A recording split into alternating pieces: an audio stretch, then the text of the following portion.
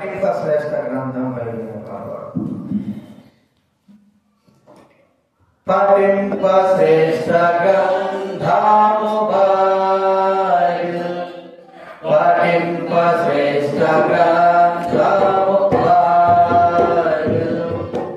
అనుదినము పఠించిన ప్రేమతోడను ఓ పఠింప శ్రేష్ఠ గ్రంథము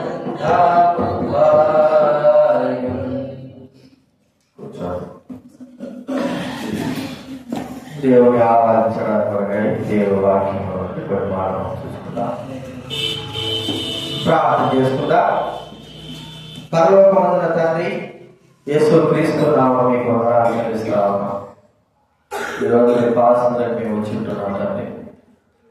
మిమ్మల్ని స్తుతించి గణపరిచి మహిమపరిచే ఆధిక్యత దౌర్భాగ్యం మాకు అనుగ్రహించదు. చివరి దినంలో చివరి ఆలోచనలో నవంబర్ మాసం చేర్చని వలన ఆత్మతో సత్యంతో ఆరాధించేట భాగ్యతలు మాకు దయచేయండి, కనికరించాల్సిన చేస్తున్నాం. బ్రహ్మ మీకు కృతజ్ఞతాస్తుతులు చెల్లిస్తూ రావాల్సిన తీసుకురండి, భయపడి దయచేయండి. ప్రభావ సరైన సమయానికి రావాలని ఆశ దయచేయండి, హృదయంలో కార్యం జరిగించాలి. ఇంకా ఏవైతే జాబు చేస్తున్నారో వారిని ప్రభావ రోజు తన భార్య పిల్లల్ని చేతులు పట్టుకొని మీరు తీసుకుని వచ్చిన రీతిగా అలాగే నడిపించవలసిన మనం చేస్తుంటున్నాం. కనికరించండి.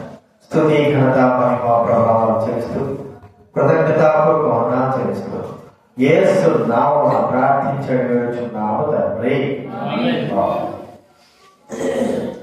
దేవుడి వాక్యంలో నుండి యోహాను రాసిన సువార్త 10వ అధ్యాయం. దేవుడి వాక్యంలో నుండి యోహాను రాసిన సువార్త 10వ అధ్యాయము 11వ వచనము మనం అందరం కూడా కలిసి చదువుకుందాం. యోహాను రాసినటువంటి సువార్త 10వ అధ్యాయం 11వ వచనం మనం అందరం కూడా కలిసి చదువుకుందాం. 10వ అధ్యాయం 11వ వచనం. నేను గొర్రెలకు మంచి కాపరిని, మంచి కాపరి గొర్రెలకు తన ప్రాణము పెట్టును. అలాగే కీర్తన రాసిన గ్రంథం 23వ అధ్యాయం. కీర్తనలు 23వ అధ్యాయము మొదటి నుంచి 6 వచనాలు మార్చి చదువుతున్న కీర్తన రాసిన గ్రంథం 23వ అధ్యాయము 1 నుంచి 6 వచనాలు మార్చి చదువుతున్నా. యెహోవా నా కాపరి, నాకు ఏమి కలగదు.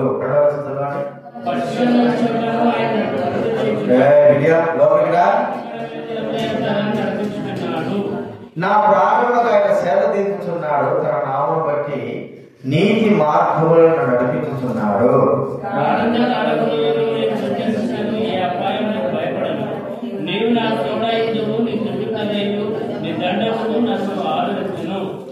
నా శత్రువులు నాకు భోజనం సిద్ధపరచదు, నూనెతో నా తల అంటి ఉన్నారు, నా గిన్నె నిండి పొర్లుచున్నది.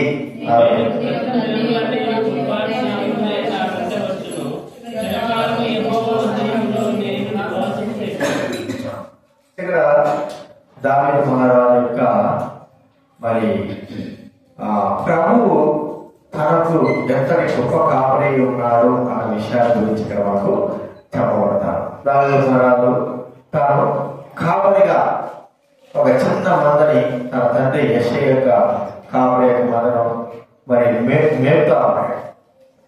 ఆ యొక్క మందను మేపే సందర్భంలో మరి దావీదు మహారాజు గొర్రెల కొరకై చేసినటువంటి త్యాగం కానీ, ఆ యొక్క బాధలు అనుభవించిన దాన్ని బట్టి కానీ, లేకపోతే వాటిని ఎలాగా పోషించే విషయాలు అన్నీ కూడా దావీదుకు తెలుసు. అదే రీతిలో దావీదు కూడా గ్రహిస్తూ వచ్చాడు ఏంటంటే, నేను కూడా దేవుడికి ఒక గొర్రె, దేవుడి దగ్గర ఒక గొర్రె. కాబట్టి ఆ ప్రభు యొక్క గొర్రెను ఎలాగైతే ఒక కాపరి పోషిస్తాడో అలాగా నన్ను ఆయన పోషించి నడిపించాడని దేవుడి గురించి ఇక్కడ చెప్పబడిన మాటలను చూస్తాం. దావీదు కీర్తన, దేవుడే నాకు కాపరి. ఎలాగా ప్రభువును స్తుతిస్తున్నాడు, నిత్యము స్తుతించేవాడుగా, నిత్యము గణపరిచేవాడుగా, నిత్యము మహింపరిచేవాడుగా మనం చూస్తాం. కాబట్టి దావీదు కీర్తనలో దేవుడు తనకు కాపరి, తనకు గొర్రెగా ఉండి దేవుడు తన జీవితంలో చేసిన కార్యంలో మరి గొర్రెలైనటువంటి తనను ఎలాగ పట్టింపుగలిగి ఉంటూ వచ్చాడో తాను వివరిస్తూ వచ్చాడు. కాబట్టి ఇక్కడ మనం చూస్తుంటున్నా, ఇక్కడ యెహోవా నాకు కాపరి. మొదటిగా మనం చూస్తా ఉంటే దేవుడు తనకు కాపరి. ఈ కాపరి ఎలాంటి వాడు? ఆలోచిస్తే ప్రధాన కాపరిగా, నిత్యమైన కాపరిగా, మంచి కాపరిగా మనం చూస్తాం. అయితే కాపరులు అనేది ఏంటంటే సొంత గొర్రెల విషయమైనటువంటి కాపరుల గురించే మనం చెప్పుకోవాలి. సొంత గొర్రెలు, వారిని కాసేటువంటి కాపరు. కొంతమంది మరి పని చేసేదానికి కూలికి నియమింపబడి ఉంటారు.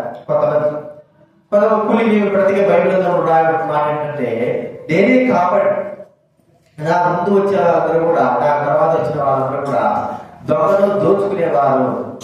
అంటే నిజమైన కాపరులు కాదు అని ఇక్కడ మనకు చెప్పబడతారు. నిజమైన కాపరులు కాదు అంటే వాళ్ళు కూలికి ఉండొచ్చు, లేకపోతే ఏదో ఉన్నామంటే ఉండదు, లేదా దొంగతనం చేసేవారుగా ఉండొచ్చు, ఇలాగ కాపరులుగా ఉండొచ్చు. కానీ దేవుడు తనకు నిజమైన కాపరు. తన జీవితంలో ఎదిగినటువంటి సత్యం ఏమిటంటే యెహోవా తనకు కాపరి, నిజమైన కాపరి. ఎందుకంటే మనం ఆయన ప్రజలము, ఆయన మేము. చూడండి, కీర్తన గ్రంథం 100 100వ కీర్తన గ్రంథము 100వ కీర్తన గ్రంథం 3వ వచనం. 100వ కీర్తన గ్రంథం 3వ వచనం. యెహోవాయే దేవుడు తెలుసుకోండి, ఆయనే మనల్ని పుట్టించను, మనము ఆయన వారము, మనము ఆయన ప్రజలము, ఆయన మేపు గొర్రెలము. ఆయన మేపు గొర్రెలము అంటే ఆయన మనకు కాపరిగా, ప్రధాన కాపరిగా ఉంటున్నాడు. ప్రియమైన వారరా, ఈ కాపరి యొక్క గొప్పతనము మనం చూస్తుంటున్నాం. ఇంకా వేరే వాళ్ళ కాదు. ఒకవేళ దైవ సేవకులుగా, ఒక కాపరులుగా ఉండొచ్చు, కానీ అంతటికి మించినటువంటి వ్యక్తి ఎవరంటే ప్రధాన కాపరి ప్రభువైన యేసుక్రీస్తు. చూడండి, హెబ్రీయులకు రాసిన పత్రిక 13వ అధ్యాయం 20 వచనం కాబట్టి హెబ్రీ పత్రిక 13వ అధ్యాయము 20వ వచనం. గొర్రెల గొప్ప కాపరి అయిన యేసు అను మన ప్రభువును, మన గొప్ప కాపరి అయిన యేసు అనేవాడు ప్రభు. ఎవరైనా యేసుక్రీస్తు మన కొరకై ఈ లోకంలోకి పంపబడినటువంటి ఒక గొప్ప కాపరి, ప్రధాన కాపరి, నిజమైన కాపరి. దారి తప్పినటువంటి గొర్రెలకి, ఈ లోకంలో నశించిపోయిన సిద్ధమైన గొర్రెలకి ఎవరో వ్యక్తుల్ని లేకపోతే బలహీన కలిగిన వారిని నియమించలేదు ప్రభువైన దేవుడు. ప్రియమైన వాళ్ళ మా పైన కాపరి, నిజమైన కాపరి ఎవరంటే ప్రభువైన యేసుక్రీస్తు వారు. ఆయన నిజమైన కాపరిగా మన మీద నియమింపబడ్డాడు. మనల్ని భద్రపరచడానికి కొరకై, మనం చూసుకోవడానికి కొరకై మన మీద ఆయన నియమింపబడిన నిజమైన కాపరి. ఈ కాపరి లక్షణాలు ఎన్నో ఉన్నాయి, గొప్ప గొప్ప లక్షణాలు, ప్రేమ కలిగిన లక్షణాలు. అవి కూడా మనం వివరించుకుంటే చాలా మరి సమయం సరిపోదు. ప్రేమైన వాళ్ళ ఇది ఒకవేళ మనము కాపరులు లేకోకుండా చాలా మంది ఆయా ప్రాంతాల్లో ఉండొచ్చు. అయితే మనందరిపైన, సర్వలోక ప్రజలందరిపైన నియమింపబడిన ఒకే ఒక వ్యక్తి గొప్ప కాపరి, మంచి కాపరి, ప్రధాన కాపరి. ప్రియమైన వాళ్ళ అలాంటి కాపరిని మనం కలిగి ఉంటున్నాం. కాబట్టి గుర్తించుకుందా, ఈ కాపరులు లోకంలో కాపరులు మరి దైవ సేవకులైనటువంటి వారు, కాపరత్వం చేసినటువంటి వ్యక్తి ఎవరు కూడా మరి చిరకాలం ఉండేవారు కాదు. వాటి ద్వారా కొన్ని సమయాల్లో నష్టం కూడా కలగవచ్చు గొర్రెలకి. కానీ మా ప్రధాన కాపరి అంటే యేసుక్రీస్తు ద్వారా మనకు ఎటువంటి నష్టం లేదు. ఆయన మనం కలిగి ఉన్నందుకు ప్రభువును మనము స్తుతించి గణపరచాలి. ప్రధాన కాపరి కలిగి ఉన్నందుకు మనం ఏం చేయాలి చెప్పండి? స్తుతించి గణపడి. ఏమే ప్రభా, మరి లోకంలో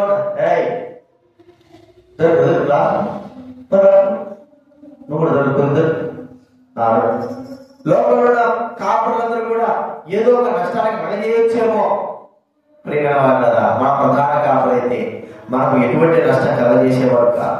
కాబట్టి మన పైన దేవుడే ఒక కాపరిగా నియమింపబడి నియమించుకుని ఉన్నందుకు ప్రభువును మనం స్థుతించి కనపరచవలసిన వారంగా ఉంటున్నాం. అంత మాత్రమే కాదు, రెండోది మనం చూస్తాం. రెండోది కీర్తన 23వ అధ్యాయం 23వ అధ్యాయము 2వ వచనం చదవడం.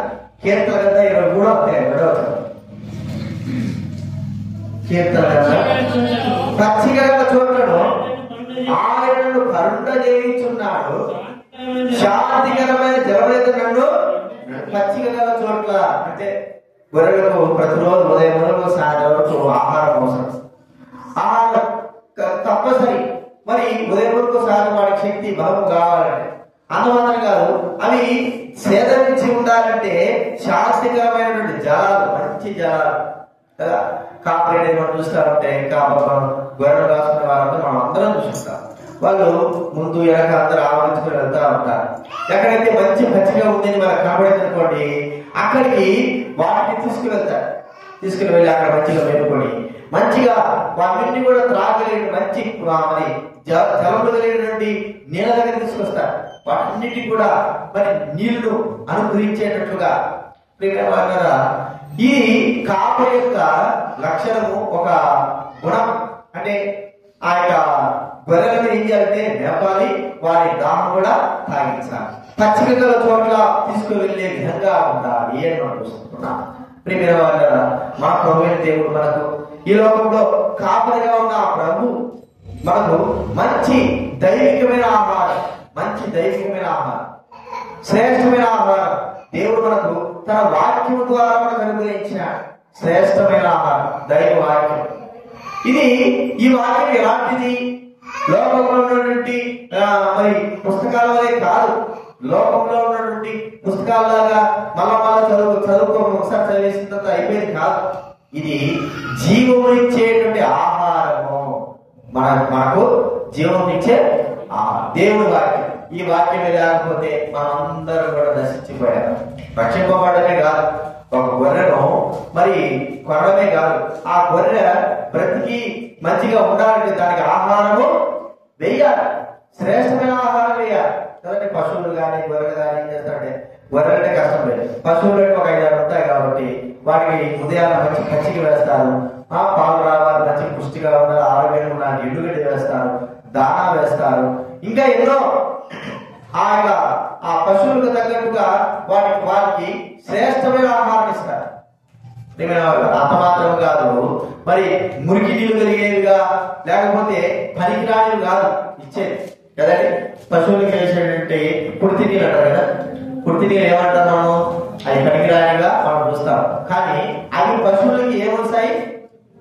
బలాన్ని ఇస్తాయి. కుర్తి నీళ్ళే కానీ అది మనం తాగితే మన కష్టం, కానీ కుర్తి నీళ్ళు అవి పశువులకి చక్కటి బలాన్ని ఇస్తాయి. మంచి నీళ్ళు అవి తాగినంత మాత్రం వ్యర్థం, మంచి నీళ్ళు తాగే కాదు. ఈ కుర్తి నీళ్ళు అనేది ఏమిటంటే ఇవి నీళ్ళగా పనిచేస్తాయి, వాటి బలాన్ని కూడా ఇస్తాయి. కాబట్టి ప్రియమైన వాళ్ళ యేసు ప్రభువారు మనకు దేవుడి వాక్యము మనకు ఆయన ఆహారంగా నీళ్ళగా మనకు అనుగ్రహించిన యేసు ప్రభు గారు జీవజలము నేనే కదండి. నా ఎదురు వచ్చి వాడు ఎప్పుడు కూడా తప్పివాడు, జీవాహారం నేనే, నన్ను తిరుగువాడు ఎప్పుడు కూడా ఆగేవాడు కదండి. యోహాను సువార్త 6వ అధ్యాయం, యోహాను సువార్త 6వ అధ్యాయం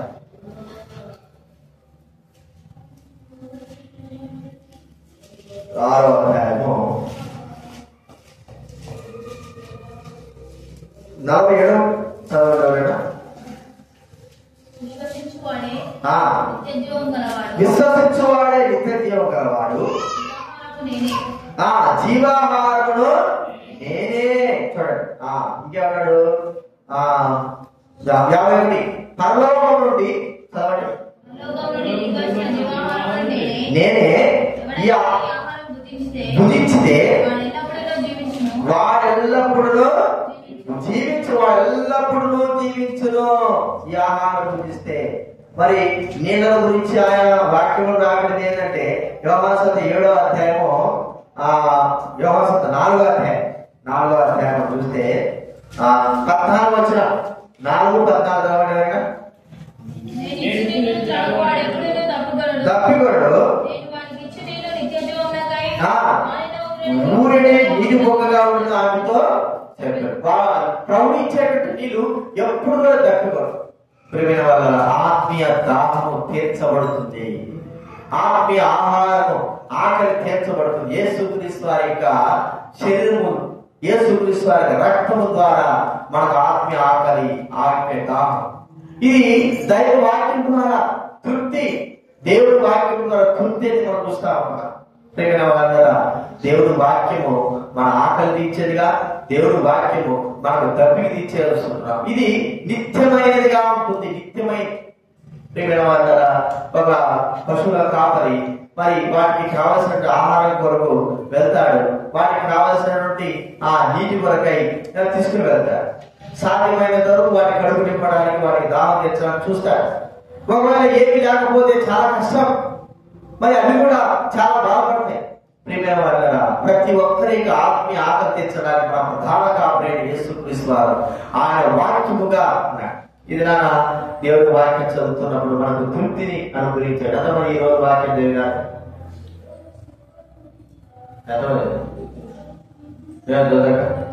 చదవక నువ్వు కలిగి ఎంతమంది వాక్యం చదివినా నువ్వు స్నేహితులు స్నేహితులు చేయదు ఒకరిద్దరు మీరేమైనా చదువురాలు అది నిలవడం. అందుకే ఆకలి దాహము. ఎందుకంటే చూడండి, దేవుని వాక్యము మన ఆత్మకు తృప్తినిచ్చేది, ఆకలి ఇచ్చేది. ఆకలి ఉంటది. ఇప్పుడు శరీరంగా బతుకుతున్నాము అంటే మనము ఆకలి ఉంటే ఏం చేసి ఆహారం తినడానికి ఇష్టపడతాం. పిల్లలు చూడండి, మరి ఎప్పుడు చూసినా తిండే తిండే తిండే తిండి తినవారే కదా. 24 గంటలు 10-50 బిస్కెట్లు పెట్టు, మరి తినగానే ఉంటారు అంతే కదా. పాలు కాలంటే పాలు కొంచెం తాగే వాళ్ళకి అమ్ముకుంటారు, తిండి మాత్రం పెట్టరు. అది ఎంత బాధేసినా సరే తింటానే ఉంటారు. ఆకలి మన శరీరానికి, మరి నీ ఆత్మకు ఆకలి. దేవుడు దైవ వాక్యం ఇచ్చినప్పుడు ఆ వాక్యము చదవకోకుండా, ఆ వాక్యము ధ్యానించుకోకుండా ఉంటే ఆత్మీయ దాహము, ఆత్మీయ ఆకలితో అలాగే అలమటిస్తాం. ప్రియమైన వాళ్ళ ఇవన్నీ ఉండి కూడా మనం ఏం చూస్తున్నామంటే ఆకలి అన్ని పెట్టుకొని, ఆకలి అది అన్నం అన్ని పెట్టుకొని ఆనందం కూర్చుంటే ఎట్లుంటది? అన్ని పెట్టుకోవాలి ముందు కూర్చొని తినకోకుంటే ఎంత బాధ కదా. కాబట్టి దేవుడు తన వాక్యం మనకి ఏమి ఇచ్చాడు? మన శరీరానికి ఎట్లయితే ఈ భూమి సంబంధమైనటువంటి ఆ అన్నము మరి మనకు అవసరమో ఆహారము, మరి పర సంబంధంగా ఆత్మ కూడా మన ఆకలికి దేవుడి వాక్యం అంత అవసరం. అది సమృద్ధిగా ఇచ్చాడు. ఏదో ఆకలి ఇవ్వల, ఒకవేళ పదవులు ఇవ్వల. మనకు ఎంతగా మనం భుజించగలమో, ఎంతగా మనం తినగలమో, ఎంతగా నీళ్లు తాగగలమో అంత తృప్తినిచ్చేటువంటి ఆకలి దేవుడి వాక్యం మనకు అనుగ్రహించాడు. కాబట్టి ప్రియమైన వాళ్ళ దేవుడి వాక్యం మనకు అనుగ్రహించి మన ఆకలిని, మనకు దాహమును తీర్చిన ఆ ప్రభువుకు మనం స్తుతించాలి, కనబరచాలి. కాబట్టి మన ఆత్మ నశించిపోకుండా, ఆ అన్నం తినకపోతే కొన్ని రోజులు చనిపోతాం, నీళ్లు తాగకపోతే చనిపోతాం. అయితే మనం చనిపోకుండా ఉండడానికి కొరకై, మన ఆత్మ జీవిస్తూ ఉండడానికి కొరకై దేవుడు వాక్యమును మనకు అనుగ్రహించాలని మనం గుర్తించుకోవాలి. ఇది రెండోది మనం చూస్తుంటున్నాం. పచ్చిగా వచ్చి ఆ ప్రభు మరి నడిపించినాడు. అందుకే మరి దావీదు మహారాజు అంటాడు, దేవుడి వాక్యాన్ని నా హృదయం ఉంచుకున్నాను, దేవుడి వాక్యాన్ని నేను ధ్యానిస్తుంటున్నాను. ఎందుకంటే దివారాత్రము ధ్యానించేవాడు కదండి ధన్యుడు. దివారాత్రం ఎందుకు? ఆ వాక్యం వారికి ఎంతో అవసరం. దివారాత్రం ధ్యానించేటువంటి వ్యక్తిగా. ఇది రెండో చూస్తున్నా. మూడవ చూస్తాడు చూడండి, కీర్తన గ్రంథం 23వ అధ్యాయం. కీర్తన గ్రంథము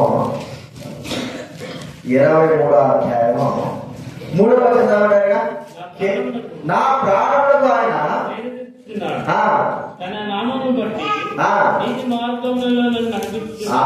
నా ప్రాణానికి ఆయన ఏం చేస్తున్నాడు? సేవ తీస్తున్నాడు. ప్రాణం పోయే పరిస్థితి అంటే చనిపోయే పరిస్థితి.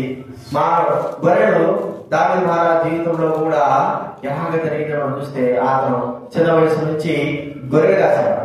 చిన్న వయసులోనే గొర్రె కాస్తున్నామని ప్రాణాపాయం వచ్చింది గొర్రెలకి. సింహం వచ్చింది, ఎలుగుబంటి వచ్చేసింది. అవి వాటినంతకు వాటిని రక్షించుకోలేవు. పారిపోతే మరి తప్పిపోతే కానీ అయినా కూడా రక్షించుకోలేవు గొర్రెలు. ప్రియమైన వాళ్ళరా, అలాంటి సమయంలో వాటి ప్రాణాన్ని కాపాడాడు దావీదు మహారాజు. వెళ్ళి ఆ సింహాన్ని ఎలుగుబంటిని పట్టుకొని చంపేశాడు. చంపేసి వాటి నోటి నుండి గొర్రె పిల్లని ఏం చేశాడంటే విడిపించాడని మాట చూడండి. మొదటి సమయంలో 17వ అధ్యాయం. మొదటి సమయంలో 17వ అధ్యాయం 10వ అధ్యాయం 35వ చదవండి. మొదటి సమయంలో 17:35. నేను దాన్ని తరిమి చంపి 34 అందుకు దానిని సౌలు ఇట్టాను, మీ దాసుడు నేను కాయచుండగా వచ్చి పోచు సింహం వచ్చింది, ఎలుగుబంటి వచ్చిందా, తరిమి చంపి నోట గొర్రెను విడిపించింది. రెండు, ఎలుగుబంటి వచ్చింది, సింహం వచ్చింది. దొరికితే తీసుకోపోయి సింహం తీసుకోపోతా అంటే తరిమి, ఒకవేళ రెండు ఒకటేసారి వచ్చాయో తర్వాత వచ్చాయో తెలియదు, కానీ సింహం వచ్చి ఉండొచ్చు. వచ్చి గొర్రెలు పట్టుకోపోతా అంటే తరిమి పట్టుకుని చంపి గొర్రెలు విడిపించాడు. ఎలుగుబంటి కూడా చంపేశాడు, ఆ విడిపించాడు. చూడండి, మన ప్రాణాన్ని ఆయన మరి లోకంలో చనిపోయే వరకు మనల్ని విడిపించిన వాడుగా చూస్తాం. ఒక మాట చెప్పుకోవాలంటే పాపముల చేత అపరాధం చేత చచ్చిపోయిన మన జీవితాన్ని క్రీస్తు చేత బ్రతికించి మనల్ని సాతాను హస్తములో ఉన్నటువంటి మనల్ని ఆయన విడిపించిన వాడుగా చూస్తాం. సాతానిక చేతుల్లో ఉండడం అర్థం అంటే మరి నా నరకంతో అంటే నా మరణంలో ఉన్నట్టుగానే మరణం చూడటం మాటది. ఆయన ప్రేమ 35వ అధ్యాయం యెషయా గ్రంథము 35వ అధ్యాయం 17 వస్తుంది. యెషయా 35:17.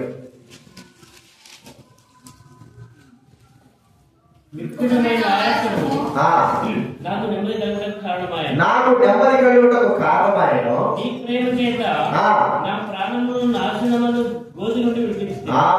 నా ప్రాణము ఎక్కడ వచ్చాడండి? నాశనము అనేటువంటి గోధు శరీర సంబంధంగా గొర్రెలు ఎత్తుకోబెట్టి నాశనం చేసేటువంటి సింహము ఎలుగుబంటి. మరి మనం నాశనం చేసేది నాశనం అనే గోధు. ఇది పాతాళం, ఇది అపవాది కలిగేది. దాని నుంచి బైబిల్ ఉంది, ఎవరిని విరుపుదురా అని అపవాది సింహములే గర్జించి సింహములే ఎదురు చూస్తా ఉంటున్నాడు. వారి నోటి నుండి మనందరినీ కూడా ప్రభువైన దేవుడు విడిపించాడు. ఈయన నిజమైన గొప్ప కాపరి.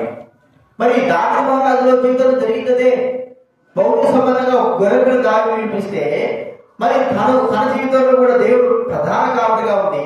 సౌలు జీవితంలో ఎన్నో సార్లు ఖడ్గం నుంచి, ఈట నుంచి, ఎన్నోసార్లు మరణం నుంచి విడిపించాడు.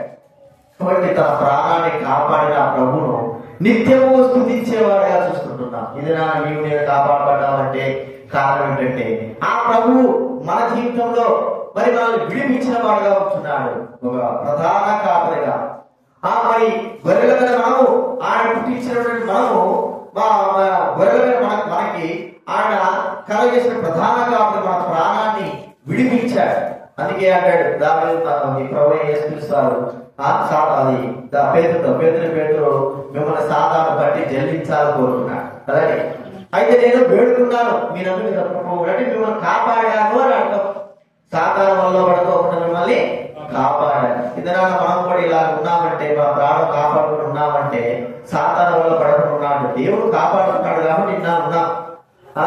కాబట్టి లేదంటే ఎప్పుడో గొర్రెలాగా ఆ సింహం ఎలుగుడిలాగా సాతాను నుంచి ఎప్పుడో ఎగరేసుకుపోయి ఒక కాపరిగా ఉండి మన ప్రాణాన్ని ప్రభుని దేవుడు కాపాడాడు. ఇది 3వ చూస్తున్నాం. 4వ చూస్తా అంటే కీర్తన 23వ అధ్యాయం 23వ అధ్యాయం 5వ నా శత్రువులు అంటి ఉన్నావు, నా శత్రువు నీవు నాకు భోజన శత్రువు. ఎవరు మన శత్రువు? సాతాను మన శత్రువు కదండి, అపవాద శత్రువు. వారిని ఏం చేశాడు ప్రభువైన దేవుడు? మన నిమిత్తమై వారు శిలువలో చనిపోయి వారి తలను ఆయన కాళ్ళ కింద చిన్నగా దొక్కిన వాడుగా చూస్తా ఉంటున్నాం. సాతాను శీఘ్రముగా మన కాళ్ళ కింద చితకబడ్డాడంటే మన శత్రువైన ఆ సాతాను నశింపజేసినట్టుగా మనం చూస్తాం. రోమా రాసిన పత్రిక 16వ అధ్యాయం, రోమిలికి రాసిన పత్రిక 16వ అధ్యాయము 20వ వచనం. 16 చదవండి.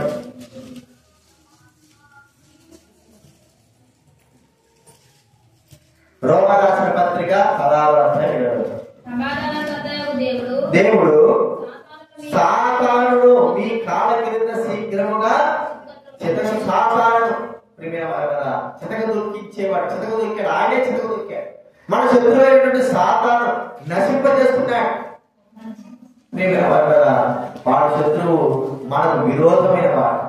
ప్రభువును యేసు ప్రభువును అంగీకరించి ఆయన బిడ్డలుగా చేర్చుకున్న ప్రతి ఒక్కరు కూడా అపవాది శత్రువే.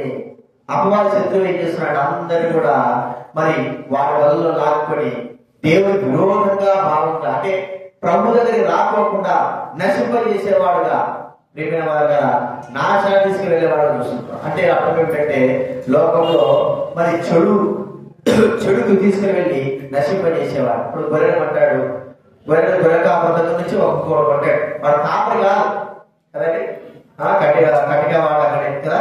కటికవాడ ఏం చేస్తాడు? గొర్రెల కాపరి దగ్గర నుంచి గొర్రె అంటాడు. కొన్ని తర్వాత ఏం చేశాడు? ఇటుకాడ పెట్టుకుంటాడు. చిన్న గొర్రె 10 కిలోలు ఉందనుకోండి, ఇటుకాడ పెట్టుకుంటాడు. పెట్టుకొని రోజు దానికి ఏం చేస్తాడు? ఆకు కానీ గడ్డి కానీ తీసుకొచ్చి ఏదో చేస్తాడు. ఈ గొర్రె అనుకుంటాను, వీడే కదా నాకు కాపాడుకుంటాడు కదా, వీడే కదా నాకు కాపాడుతుంది. కానీ సమయం వస్తాడు, 10 కిలోల నుంచి 15 కిలో 20 కిలో పెరిగాడు అనుకో, ఏం చేస్తాడు? ఆ గొర్రెడు సంపేస్తాడు. వాడికి తెలియదు. శత్రువు ఏం చేస్తాడంటే ఈ గడ్డి వేసినట్లుగా సాతాడు లోకంలో చెడుల వాళ్ళకు, పాపానికి, మోసానికి, త్రాగుడికి, ఇంకా వాడికి అలవాటు చేసి చివరికి ఏం చేస్తాడంటే నరికేస్తాడు. వాడే శత్రువు. పైకి మాత్రం ఏం చేస్తాడంటే మంచిగా నమ్మించి గడ్డి వేస్తున్నట్టుగా అన్ని బాగా వేస్తున్నట్టు అనిపిస్తాడు. కానీ చివరికి వాడు ఏం చేస్తాడంటే వాడి యొక్క టార్గెట్ ఏంటంటే నశింపజేయడము, మనిషిని చెడు అలవాట్లతో నశింపజేయడం, పాప అలవాట్లతో నశింపజేయడం. చూడండి, అలాంటి శత్రువుని ప్రభు మన దగ్గర నుంచి విడిపించిన వాడుగా చూస్తా ఉన్నా. కాబట్టి ప్రియమైన వాడ శత్రువు యొక్క హస్తముల నుండి మనల్ని విడిపించాడు ప్రభుని దేవుడు. అందుకే ప్రభు మరి అన్ని విషయాల్లో మనం చూస్తే దావీదు మహారాజు చూస్తుంటే ప్రతిసారి దావీదుకి శత్రువు ఎవరు? సౌలే. ప్రతిసారి సౌలు సంపాలనుకుంటే దేవుడు అసహ్యపడారు. చూడండి మాట మనకు ఆ మాట చదువుకుంటా. మొదటి సమయం గ్రంథం 23 అంటే 14 చూద్దామండి. 23:14 మొదటి సమయం గ్రంథం.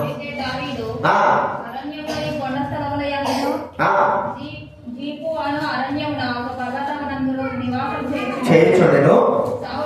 సౌలు అనుదినము అతన్ని వెతికినను. అట్లా అర్థమేంటండి? అనుదినం ఏం చేస్తున్నాడండి? వెతుకుతా ఉన్నాడు. అనుదినం వెతుకుతున్నాడు. వెతుకుతా కూడా ఏం చేయలేదు. శత్రువు ఏంటంటే సౌలు చేతులకి దావీదు అప్పచెప్పలేదు. కాబట్టి మనం కూడా అనుదినం మనం ఏం చేస్తున్నాడు? సాధారణ ప్రేమ ఏం చేస్తున్నాడు?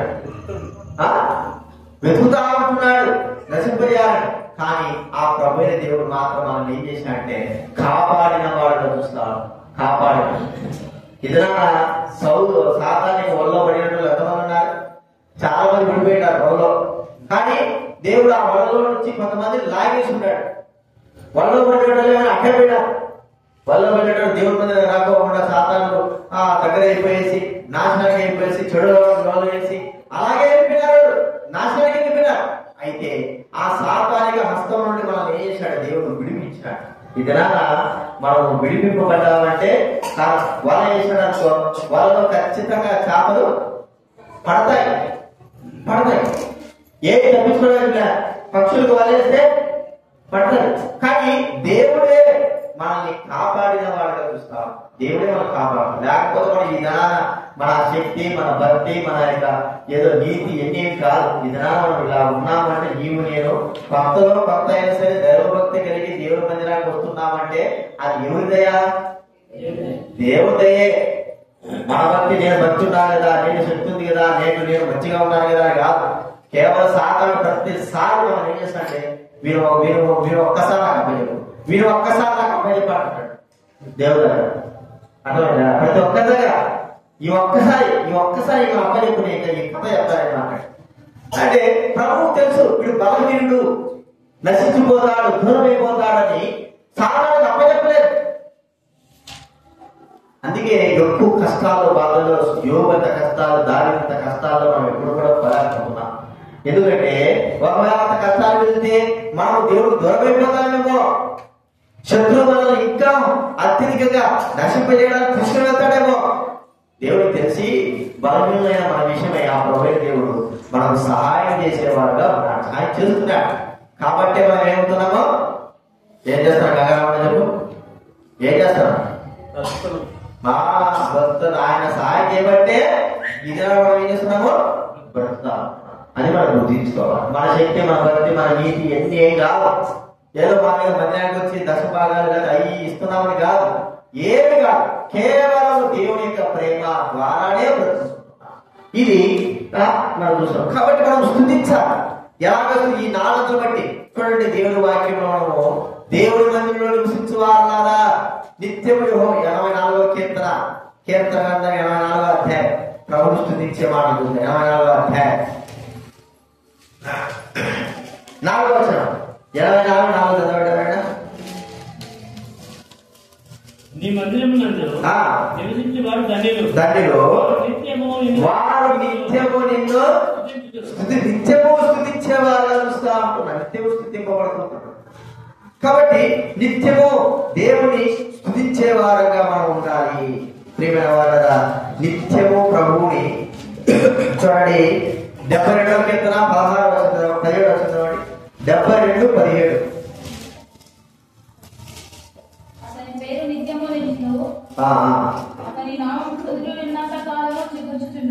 సూర్యుడు ఉన్నంత కాలము చిగురుతుంది. దేవుడు నిత్యము ఆ ప్రభువుని మనము స్తుతించి క్షమించాలి. 19వ వచనం, ఆయన మహిమగల నామము నిత్యము స్తుతింపబడును గాక. మహిమగల నామము నిత్యము స్తుతింపబడేది, నిత్యము స్తుతించాలి. ఎందుకంటే ఒక కాపరిగా, గొప్ప కాపరిగా ప్రభువు మన దగ్గర ఉన్నాడు కాబట్టి. చూడండి 44వ కీర్తన 8వ వచనం, 44వ కీర్తన 8వ వచనం, కీర్తన 44వ కీర్తన 8వ వచనం. దీనివల్ల మేము దేవుని యందు అతిశయపడుతున్నాము, నీ నామమును బట్టి మేము నిత్యము కృతజ్ఞతాస్తుతులు చెల్లించుతూ, నిత్యము కృతజ్ఞతాస్తుతులు చెల్లిస్తా ఉంటున్నాం. కాబట్టి ప్రేమైన వాళ్ళ మనం జ్ఞాపకం చేసుకున్నాం, నిత్యము స్తుతించే వారంగా ఉండాలి. నిత్యము స్తుతిస్తున్నాం. ఈ విషయాన్ని జ్ఞాపకం పెట్టుకుందాం. కాపరిగా, ఒక ప్రధాన కాపరిగా ప్రభువైన దేవుడు, మరి ఆయనే మనకు ఒక కాపరిగా వచ్చాడు. వేరే వాళ్ళు పెట్టలేదు. లోకంలో కాపరి వేరే ఒక కాపరి చేస్తాడు, నశింపజేస్తాడు.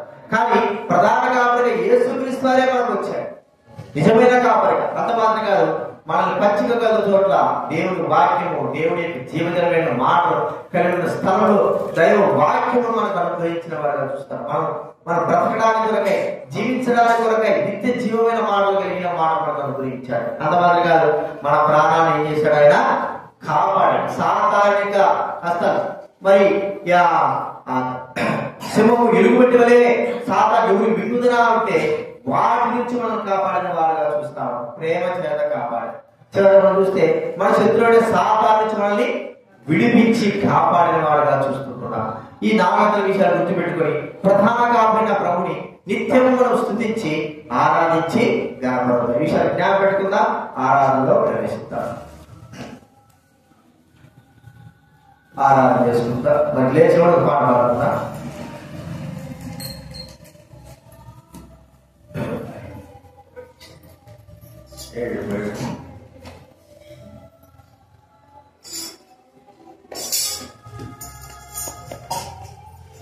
పాట సంఖ్య 11వ పాట.